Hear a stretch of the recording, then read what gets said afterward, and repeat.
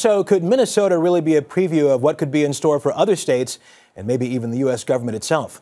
Here to shed some light on that is business and economics correspondent Rebecca Jarvis. Rebecca, good to see you. Hey, Russ, good to see you. Let's take a look at Minnesota. Could it be a snapshot of what could happen everywhere if deals are not met and realistic budgets aren't set? Yeah, well, when you look at Minnesota, lawmakers can't come to a compromise, and so you're seeing cuts in jobs and services, and that's certainly something we'll see if the debt ceiling doesn't get raised because of the fact that we just don't have the money to pay for these commitments. But in addition to those commitments, we have a commitment to our debt markets as a country, and if the United States doesn't get that money in the increase in the debt ceiling, all of a sudden we can't make good on our debt payments. And that has a much grander effect. It's not only something that will impact things here, but it will also impact the world because the United States is a major player in the world markets. When you look at this stuff, it's really easy to look at Greece, where this week we saw protests, people upset over proposed budget cuts and proposed slashes in government programs and higher taxes.